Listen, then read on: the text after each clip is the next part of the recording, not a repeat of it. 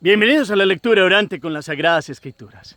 En este jueves sacerdotal eucarístico, la Iglesia nos invita para que se proclame el Evangelio según San Marcos, capítulo 8, versículos 27 al 33. Primer momento, lectura del texto. En aquel tiempo Jesús y sus discípulos se dirigieron a las alturas de Cesarea de Filipe. Por el camino preguntó a sus discípulos: ¿quién dice la gente que soy yo? Ellos le contestaron: unos Juan Bautista, otros Elías y otros que uno de los profetas. Y él les preguntó: ¿y ustedes? ¿Quién dicen que soy? Pedro le contestó: tú eres el Mesías. Él les prohibió terminantemente decírselo a nadie y empezó a instruirlos. El Hijo del Hombre tiene que padecer mucho, tiene que ser condenado por los senadores, sumos sacerdotes y letrados, ser ejecutado y resucitar a los 3 días. Se lo explicaba todo con claridad. Entonces Pedro los llevó aparte y se puso a increparlo. Jesús se volvió y de cara a los discípulos increpó a Pedro: quítate de mi vista, Satanás, tú piensas como los hombres, no como Dios. Palabra del Señor. Gloria a ti, Señor Jesús. Qué bueno hoy en este día tomar la palabra, encontrarnos con Dios y pedirle al Espíritu que todos los días venga y entre y nos dé el entendimiento de la Escritura. Digamos juntos: ven Espíritu Santo, llena los corazones de tus fieles y enciende en ellos el fuego de tu amor. Envía tu Espíritu y todo será creado y renovarás la faz de la tierra. Ven Espíritu Santo, enséñanos a conocer quién es Jesucristo para nosotros en este día, y que podamos dar respuesta con la vida cotidiana. Amén. Volvamos la mirada al texto. Otra vez, Marcos, capítulo 8, versículos 27 al 33. ¿Dónde está Jesús? ¿Hacia dónde se dirige? ¿Con quiénes va? ¿Qué pregunta hace él? ¿Qué segunda pregunta hace? A la primera, ¿cómo responden los que están con él? A la segunda, ¿cómo responden? En un segundo bloque del Evangelio, en segundo momento, ¿qué dice Jesús? ¿Qué noticia les da? ¿Cómo reacciona Pedro? ¿Y qué le dice el Señor? Miremos todas las palabras, el diálogo, las actitudes, las preguntas, el contexto, todo es importante. Para ello varias lecturas, claras, pausadas. Hemos pedido la luz del Espíritu, después recomponemos con la memoria el texto y lo vamos grabando no solo en la mente, sino en el corazón. Segundo momento, meditación. Vamos avanzando en Marcos y llegamos a un punto central del Evangelio.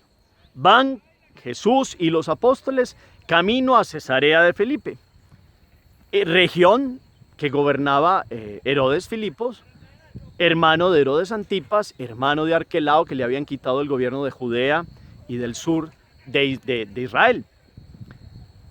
Están más arriba del mar de Galilea, van llegando al lago Merón, que está encima en el norte, aquella región que gobierna Felipe, el hermano de Herodes Antipas. Esa es la ubicación geográfica, es importante. Jesús sigue andando por fuera de los confines de Israel, está tocando tierras paganas y va, como siempre, itinerante, caminando. Ese es el Jesús que ha venido a no quedarse quieto, a caminar hacia todos, a llegar a todos, a llevar su palabra.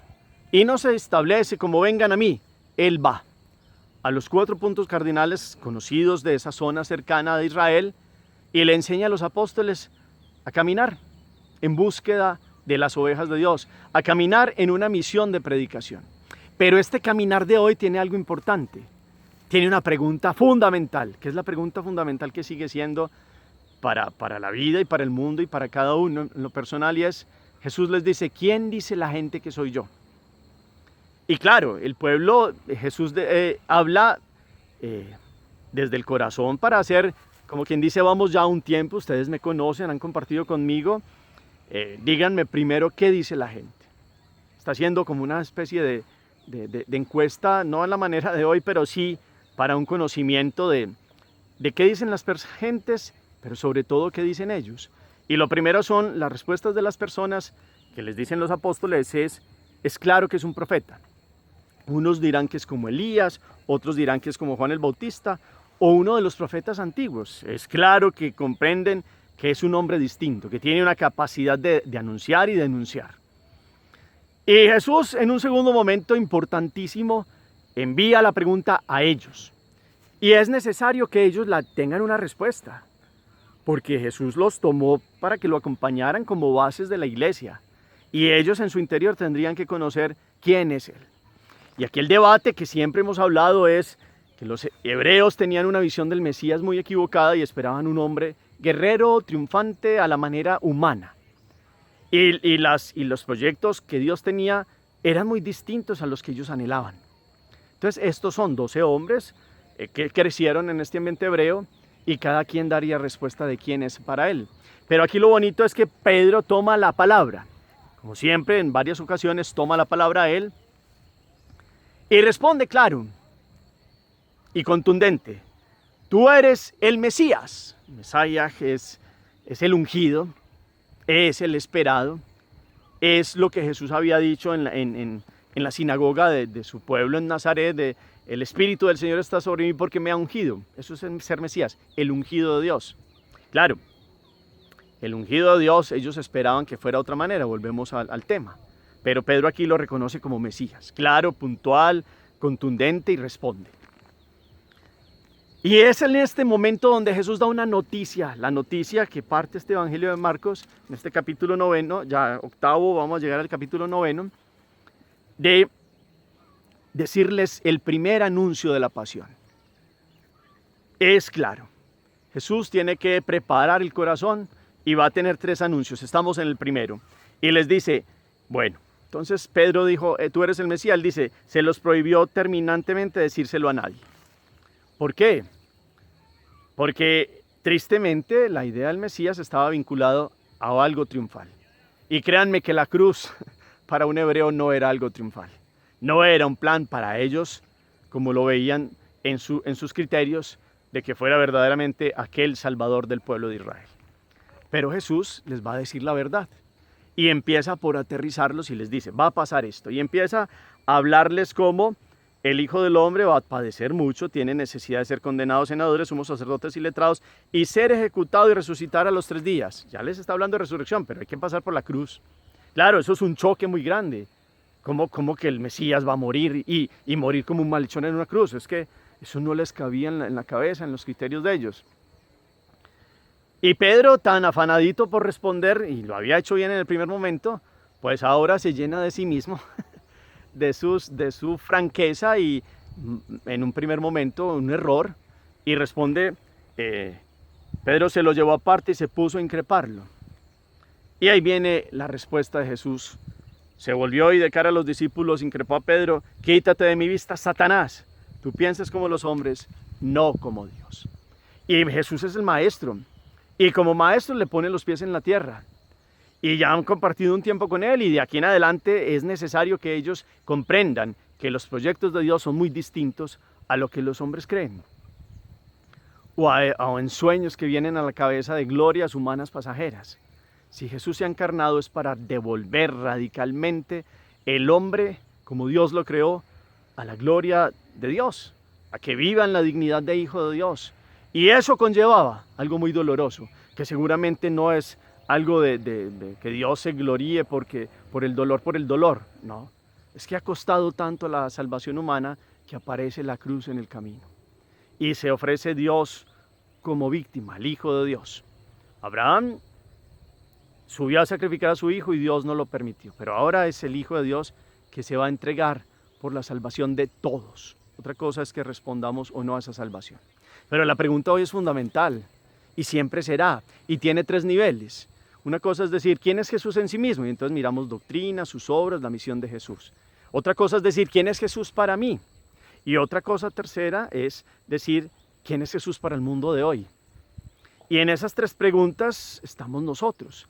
La primera se responde quién es Jesús en sí mismo, pues está toda la teología, está el credo, está el catecismo de la Iglesia Católica, está la revelación de la palabra. La segunda nos toca a usted y a mí. Y es la respuesta que damos cotidianamente, ¿quién es Jesús para mí? Y eso implica una revisión de vida. Y eso implica adentrarnos y querer responder hoy como Pedro, tú eres el Mesías. Pero que no nos vaya a pasar como Pedro, que hacemos, al principio decimos que creemos y después lo que hacemos con la mano lo borramos con el codo. Perdón esa expresión como tan ordinaria, pero es así. Decimos que creemos y decimos una cosa y vamos, hacemos otra. Y puede ser como Pedro, no pensamos como Dios, sino como los hombres. Pedro, claro, siguió su proceso y fue un hombre franco y fue, a pesar de la negación, fue fiel y después dio la vida. Y se enamoró de Jesús y Jesús sabía por qué lo había escogido, pero vivió ese proceso, que es el proceso que ustedes y yo vivimos hoy.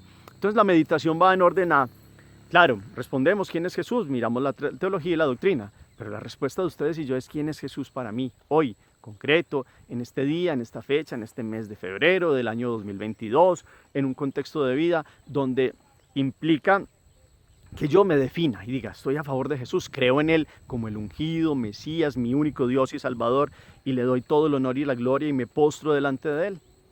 O lo reconozco como uno de tantos importantes, o no me meto en ese tema triste de la nueva era, como si fuera la reencarnación de no sé qué, hay tantas equivocaciones que hay, o me pongo de frente delante de Él y reconozco que definitivamente Él es el alfa y el omega, el principio y el fin. El Cordero de Dios que ha quitado el pecado del mundo y que le da sentido a mi vida y que ha muerto por mí para que yo tenga vida eterna. Y podamos con valentía todos los días incrementar esa claridad de este criterio de Jesús, Dios y Salvador y Redentor. Y la tercera pregunta tiene que ver con quién es Jesús para el mundo de hoy. Y eso tiene que ver con nuestra evangelización, con la misión de la iglesia y con el testimonio que damos. Gran responsabilidad también, y es una parte de la meditación. ¿Qué testimonio le damos a los hijos, a los compañeros de trabajo, a los que están en nuestra vida cotidiana de nuestra fe? Que no solo es en palabras y hablar por hablar, sino en testimonios claros y concretos, en una responsabilidad de dar testimonio de la fe, de llevar el querigma, de decir el primer anuncio, o de llamar a la fe a otros que antes estaban y ya no han vuelto. Pero es que es con testimonio, y aquí viene un llamado a los sacerdotes pues también, y a una vida clara, sin dobleces, sin hipocresías. Y esa es la tercera respuesta. Es un día de preguntas. La respuesta de cada uno sí es personal. Y esta lección divina, evangelio, leído, meditado de esta manera, cotidianamente ayuda a que la respondamos. ¿Cómo estamos hoy delante de Jesús? ¿Es vital Jesús para nosotros? Lo reconocemos. ¿En qué momentos de la vida hemos actuado como Pedro? Nos aceleramos y respondemos una cosa que es correcta, pero cuando vamos a orar, terminamos haciendo lo que piensan los hombres, lo que nos dice el mundo, y no lo que Dios quiere para nosotros. ¿En qué momento ha pasado eso? ¿Queremos seguir viviendo así? ¿O definitivamente vamos a vivir en Jesús, con Jesús y para Jesús, con la gloria de Él, con su gracia y con su fuerza y con la iluminación del Espíritu? ¿O van pasando los días y dice, yo creo en Jesús, después me convertiré? Esa es otra posible formulación a la pregunta, pero resulta que tenemos el hoy. Esta pregunta es para responderla hoy. Mañana, responderla con la vida. Pasado mañana, lo mismo. Hasta que pase la figura de este mundo para nosotros, o venga Jesús en su segunda venida y estemos siempre preparados en su presencia. Hagamos oración. Bendito sea, Señor, por esta pregunta que haces en camino a los apóstoles y en ellos a nosotros hoy.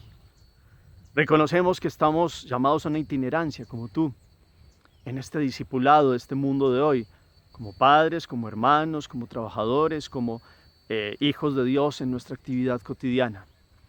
Te clamamos que podamos dar respuesta a esta pregunta.